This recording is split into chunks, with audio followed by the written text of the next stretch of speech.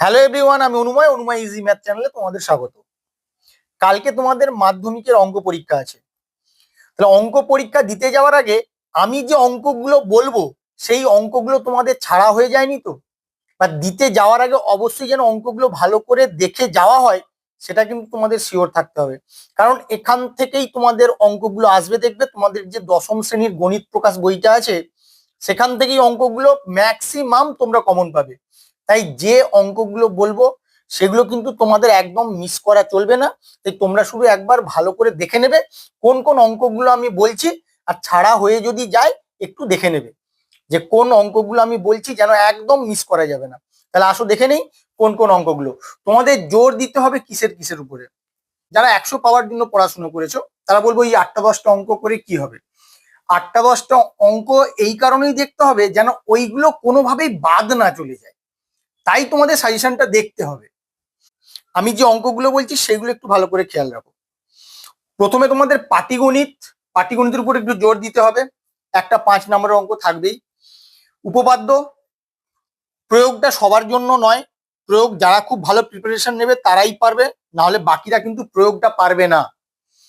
ত্রিকোণমিতির একটা মান নির্ণয়ের অঙ্ক খুব সহজেই করতে পারবে, আর একটা অঙ্ক যদি একটু প্র্যাকটিস করে যাও সেটাও করতে পারবে। আর উচ্চতা দূরত্বের আমি কয়েকটা অঙ্ক বলে দেবো, আর সম্পাদ্য দুটো বলে দেবো। যেগুলো বলবো তার মধ্যে থেকে তোমরা অবশ্যই কমন পাবে। তাহলে আসো আগে বলে দিই পাটিগণিতের কোন চ্যাপ্টারটা করবে আর কি অঙ্কগুলো করবে। তোমরা এক্সারসাইজ 2 অর্থাৎ সরল সুদ কষা, সরল সুদ কষার কোন অঙ্কগুলো করবে আমি একটু বলে দিচ্ছি, তোমরা দাগ দিয়ে নেবে। কারণ এখান থেকে তোমাদের কমন আসবেই আসবে। আর সরল সুদ কষা থেকে এবারে একটা অঙ্ক থাকবে। তোমরা করবে এখানে 13 দাগ করছো, 17 দাগ, পরের পৃষ্ঠায় 17 দাগ, 19 করবে, আর 20 করবে। তাহলেই তোমার হয়ে যাবে। কিন্তু এক্সাম্পলেরও কিছু অঙ্ক করতে হবে। আর 22 দাগ তোমরা এমসিকিউ কিন্তু করবে, এমসিকিউ থেকে তোমাদের প্রবলেম থাকে। আর 22 দাগ যেখানে সংক্ষিপ্ত উত্তরধর্মী প্রশ্ন, এখানে তোমরা একটু জোর দিয়ে করবে 1-এরটা, 4-এরটা আর 5-এরটা। আর এক্সাম্পলে কি কি অঙ্ক করবে সেটাও একটু দেখে নাও, কারণ এক্সাম্পল থেকেও তোমাদের অঙ্ক আসে। এক্সাম্পলে করবে 27 দাগ, 27, তারপর করবে 29, 30 আর 31। এক্সাম্পলে এই অঙ্কগুলো করবে, আর এক্সারসাইজের অঙ্কগুলো করলে এখান থেকে অবশ্যই তোমরা একটা কমন পেয়ে যাবে। পাটিগণিতের এই চ্যাপ্টারটা খুব ভালো করে করে যাও, এখান থেকে তোমাদের অঙ্ক এবারে আসবেই আসবে। একচল বিশিষ্ট দ্বিঘাত সমীকরণ কোষে দেখি 1.2-এর 4টে সমাধান বলবো। এই 4টে সমাধান কিন্তু তোমাদের খুব ইম্পর্টেন্ট। 16, 18, 19 আর 20, এই 4টে খুব ভালো করে তোমরা করবে। এই রকম টাইপের সমাধান কিন্তু তোমাদের আসার সম্ভাবনা এবারে খুব বেশি। এরপরে চলে আসো পরিমিতি। কোষে দেখি 4, কোষে দেখি 4-এর অর্থাৎ আয়তঘনের যে অঙ্কগুলো তোমরা খুব জোর দিয়ে করবে 10, 14, 15 আর করবে 20 দাগেরটা। এর মধ্যেও যারা বলছো আরো কম করবে তারা খুব ভালো করে 15 আর 20টা প্র্যাকটিস করে 15টায় কিন্তু ট্রিপল স্টার দিয়ে রাখবে, কারণ 15টা এবারে আসার সম্ভাবনা একবারে 90%। এক্সাম্পলে তোমরা করবে 16 দাগেরটা আর 17 দাগেরটা। এই দুটো এক্সাম্পল করবে, আর অনুশীলনী অঙ্কগুলো করলেই এখান থেকে কমন চলে আসবে। SA Q short answer type কোশ্চেনের এখান থেকে তোমরা কিন্তু এগুলো একটু ভালো করে করবে। 1-এরটা করবে, 2-এরটা করবে, আর করবে এখানে 3-এরটা। ব্যাস, এইগুলোই তোমরা ভালো করে করো। কোষে দেখি 8-এর কি কি করবে তোমরা। কোষে দেখি 8 অর্থাৎ লম্ব বৃত্তাকার চোঙের তোমরা করবে ভালো করে 6-এরটা, 9-এরটা, 10-এরটা আর 13-টা। যারা একটু কম করতে চাইছো তারা কিন্তু 6-এরটা বাদ দিতে পারো।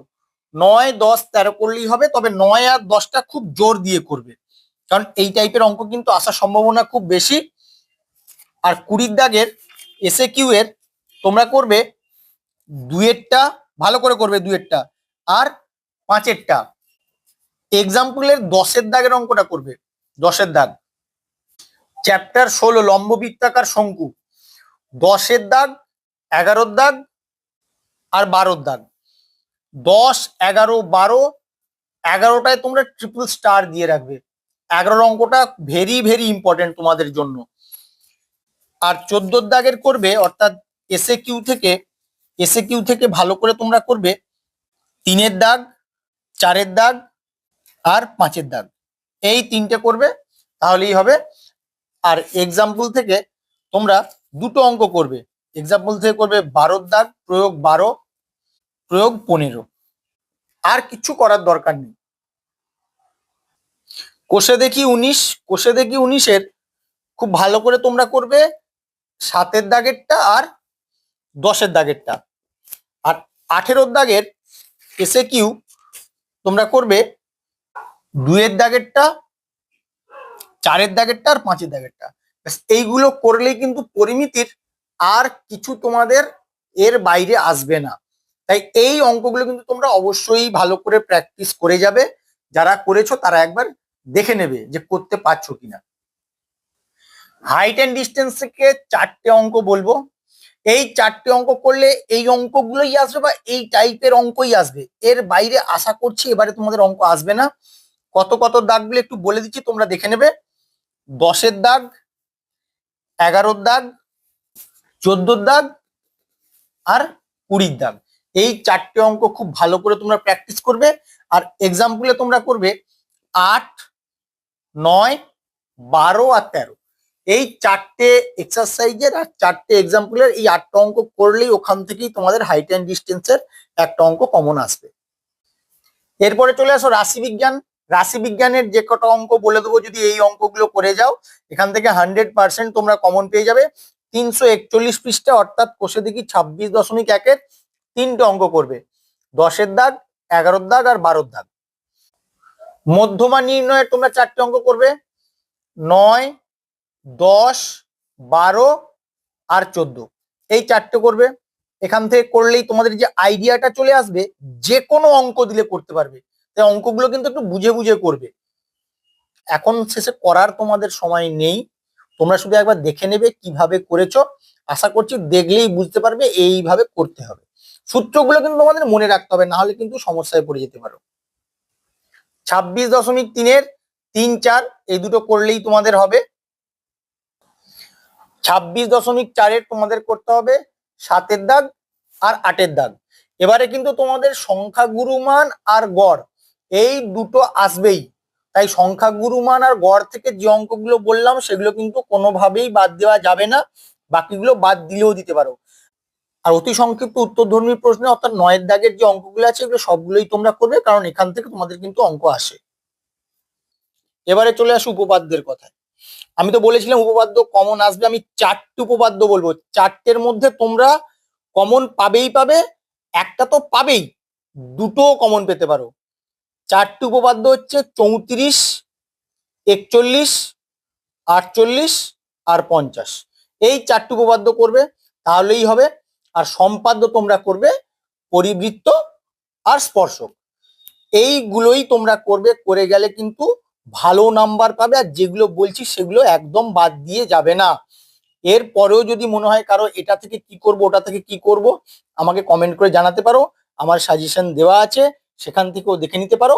আমি অবশ্যই তোমাদের হেল্প করব। তোমরা পরীক্ষা দাও ভালো করে, পরীক্ষা দিয়ে এসে অবশ্যই কমেন্ট করে জানিও কেমন পরীক্ষা হলো। Thank you.